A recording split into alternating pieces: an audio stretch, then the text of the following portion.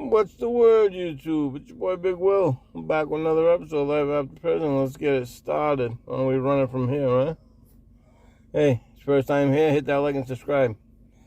Let me grow the channel. This channel we talk about reaction videos. A lot to do with dirty cops. I don't like that shit. You know, the way they treat people, the way they abuse their authority. I talk about my time before, during, and after being in prison. What led me there, the type of life I lived, and the type of life I live now. But today I want to talk about an incident that happened to a kid that was in there. And it ruined the kid's world in many aspects. When he went to, it was his first time going to jail, and he was young, 19 years old. So he was nervous, you know, he was scared. He didn't know what to expect. He heard all the war stories, all the horror stories that you hear about jail. And a lot of times you get the sense that people are telling you them things to keep your mind right? To steer kids right. So you don't think that, you know, a lot of people think, oh, that shit don't really happen. That shit don't really happen. That can't really happen. You know, does that really go on? Does this really happen? And the fact is that it's all true. People don't just make stuff up, you know, for shits and giggles, you know what I'm saying? There's other things to do besides make shit up. But the kid's name was Larry. He was a young kid, 19 years old, first time in jail. He had no guidance. He had no male role model, you know.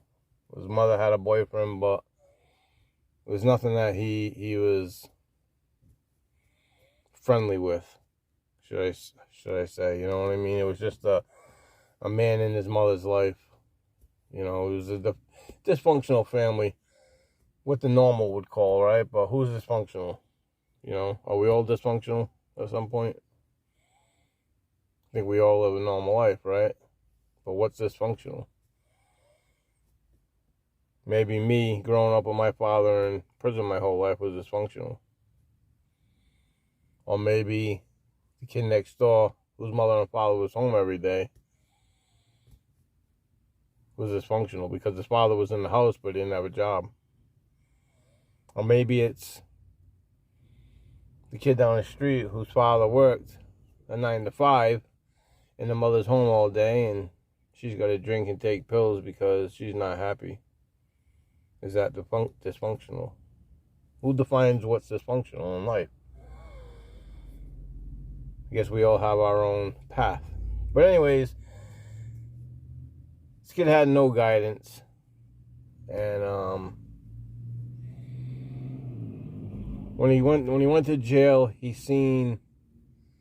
ran into a kid that he knew. It wasn't a kid, it was an older guy. He ran into an older guy that he knew that had he had been in for 8 years already. He was already in for 8 years. He was in for armed robbery. And he had a 10-year bid. So when Larry got there and he seen his friend, Larry took to selling drugs. That's what he did. He had no guidance. So, you know, he learned what he seen, what was normal. And he lived by the means of the street, you know what I'm saying? And he sold to an undercover and he got caught. So Larry got a 3 to 5. When he went to jail, he was young. He was alone. He didn't know nobody. So he thought. But when he got there, he seen an older guy that he knew from around his way. That him growing up as a teenager, he would see this guy around. So he was comfortable. Larry was comfortable. And I'm not going to put his friend's name out there because it might lead to somebody knowing Larry, right? And for him to have to talk about the story is probably messed up his life as it is, you know. I tell you, when he does go back to prison again, and I'm sure he will, because he didn't really seem that he learned his lesson. You know, he was still disgruntled, and he was just a bad. He wasn't a bad kid. He was just a bad energy, bad aura. He had a bad energy about him. You know, he was broken. He was broken, is what it was. You know, kid was abused and more psychological, not in verbal. You know, not physical. His mother's boyfriend didn't hit him, but he was just always made to feel like he was less than. You know what I mean? And nobody liked him. So when he got to school, when he got to prison, he thought, maybe I'll change my life. I'll go to school. I'll get my GED. I'll do a trade. And I'm sure he started all of that. But the thing is that when he got there, like I said, he was alone and he was nervous. Because he wasn't a big kid. He wasn't a big kid at all.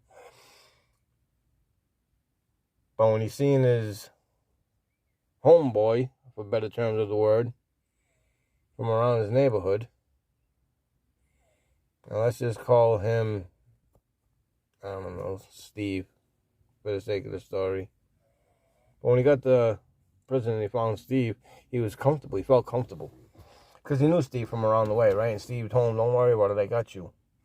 And he was able to get Larry into a cell. They were in the same block. He was able to get him into a cellie with him.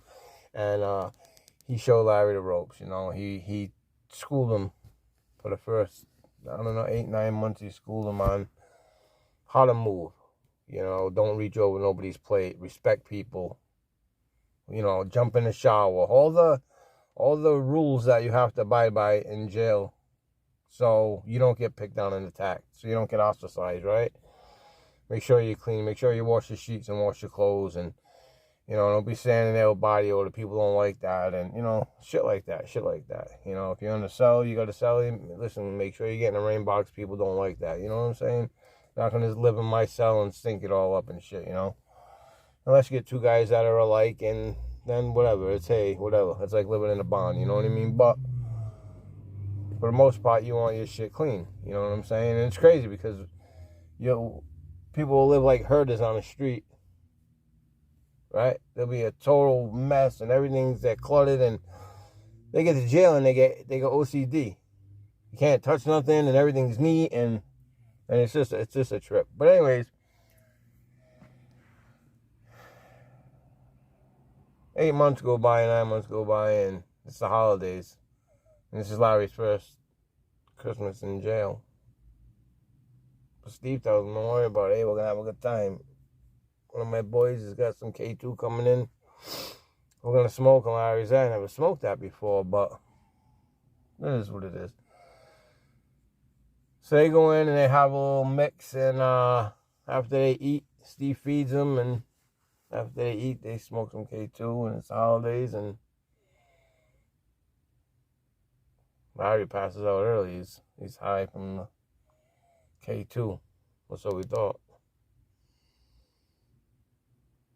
He goes to sleep and wakes up the next day, and he just felt something was off. And he gets up and he's wondering why, like, he's having a little issue with going to the bathroom and it hurts. So he moves his bowels and he's got some blood. But he was sleeping. He didn't know what the hell, like, what the hell? I went to sleep fine. He's got some blood in his stool and stuff, and he don't know what the hell it's from, right? He's wiping his ass and he's got blood, so while he's wiping his ass, though, he mixed with the blood, it's just too moist, you know? What he realizes that he's got some kind of gel or cream between his anal, and his cellmate Steve raped him while he was sleeping. Steve put something in his food when they were eating. Again, I told you, Steve was down for about 8 years at this point, and he hadn't had a girl. You know, he didn't have a girl on the outside. He was there by himself. He didn't make canteen, and he was a hustler. He was one of them guys that were in the mix of everything, but he didn't have a girl on the outside. Larry did. Larry had a little girl. Little teenager, right? What he realized is that Steve raped him when he was unconscious last night. And he didn't know what to do. But made his bit extra long because he was scared of Steve. Steve was an older guy and bigger than him. So he was scared. So he did the wrong thing. And he went and told. Now, I'm saying it's wrong from a standpoint of view that I would have reacted in a different way. But I'm hardened, right? I'm a different person. I'm weathered from the streets, right? He's a young kid, you know. First time in. So, he didn't know how to react. He didn't know who to turn to. He didn't know really nobody else there. He only met a few guys through Steve in jail, and what's he going to do? I'm going to tell him, hey, Steve raped me, and da. So he was scared. He was scared to go back to the cell. He was scared to live there with him. So he told. And Steve ended up getting another 3 years added to his sentence. But Larry had to live in PC. But he had to go home with that after his first time in jail, being raped. But he was not able to defend himself. Now, if he was awake, he probably wouldn't have been able to defend himself anyways. But it just goes to show you that you cannot trust anybody in prison. You cannot trust anybody. You can't trust even the gods. They tell you this, they tell you that. They tell you they're going to help you. They tell you that they're going to get you medical attention. They tell you that they're going to help you get a phone call. You can't trust nobody. Everybody is just yes, okay, yep, just shut you up, pacify you. Nobody's wants to help. Nobody. You're on your own. You're on your own. So for all you kids out there that you think, I'm going to go there and I got a couple of homeboys that'll watch my back, it'll be one of your homeboys that take you back. And this shit happens daily, man. All over the world. And people, you kids don't think it's real. This shit happens, man. But like I said, hopefully when Larry gets back in the future, he'll be a little bit more aware, a little bit more conscious of his surroundings. Won't let his guard down so much, you know, thinking that he's got a friend there to protect him. And all that friend did was take advantage of him. And Larry has to tell his family and his friends, you know, Steve,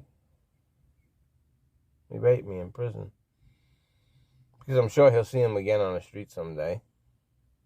They'll be out again. And maybe it'll be bad for Steve then. Maybe Larry will end up in prison for the rest of his life because of this. Who knows, you know. But this shit happens. This shit happens, man. And you kids out there, change your life, man. The way you kids move nowadays, you're not ready for jail. As soon as you get in trouble, the first thing you do is you start pointing fingers and telling on everybody. You kids are not ready for prison out there. You kids want to carry guns and act like gangsters, and then as soon as you get arrested, you just cry and you ask for your mother, and you start saying, so-and-so did this, and he shot him, and he robbed him, and none of you kids can go to prison and fend for yourself. You can't fight for yourself. You're not going to make it. You're not going to make it. Get a job. Do the right thing in life. Stay out of prison, man. You don't need these things. But if you do have to go, better learn to hold your head high. Better learn to stand up for yourself. Okay? You don't have to stand tall, but stand up. Keep your head up. Be aware of your surroundings. Don't let your guard down. When you sleep, they tell you sleep with one eye open, and people make a joke, how do you do that, right? You learn to listen while you sleep. You learn to listen. You learn to use your other senses. Trust your other senses. Your hearing, your sense of awareness that something is around, something's not right. These senses become keen because you trust in them. And I tell you, only by experience. That's all. But hey, let me know what you think, man. It's crazy, right? Shit that happens out there. And this shit is terrible, man. But it's your boy Big Will. I'll see you on the next one. I'll catch you on the rebound. Hey, like I said, don't forget. Hit that like and subscribe button, huh? Let's do this real. I'll see you on the next one. Peace. Thanks a lot, people.